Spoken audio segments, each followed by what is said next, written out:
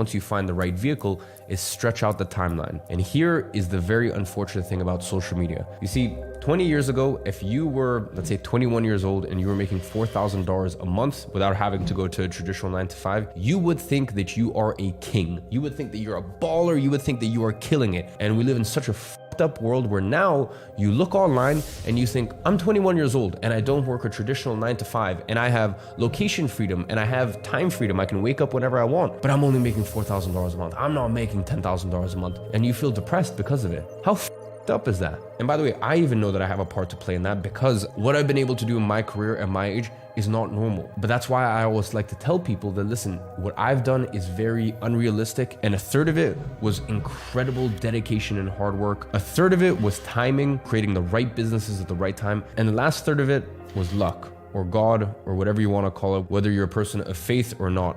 Up to you. So I like to make that very clear to people. And then I also like to point people back to 2015 when I was broke and I was starting a business to take care of me and my single mom, and I was going to the gym every single day and recording it. I was reading a book a week and putting it out on YouTube. So you need to understand, I started my first business, my first venture, and at that point, you know, it was really more of a side hustle. But still, I was making a few $1,000s a month back in 2014. And granted, I only did that for a few months, and then that business model stopped working, and then I moved to the next thing. But really the point is, I was putting in work between 2014 to 2017. And it took me 3 years to hit my first $10,000 a month. And that's totally fine. That's actually pretty cool. If you work as hard as I did, do I think it will take you 3 years? No, because it's so crazy. The internet moves so quickly that back in 2014, I didn't have the opportunities that you can have today. Even things like getting payment processors was so difficult back then. It was such a struggle to even just try to do business being a 14-year-old, whereas these days you have so many more options. So do I think it will take you 3 years? If you really dedicate, pick the right vehicle, follow all of the advice that I give you in this video, do I think that it will take you 3 years? No, honestly, no. But even if it does, who cares? I really cannot stress how vital it is that you set your expectations to making $10,000 a month. Set your expectation not in months, but in years. Don't think how many months it's gonna take me. Think how many years. Now, here's the thing.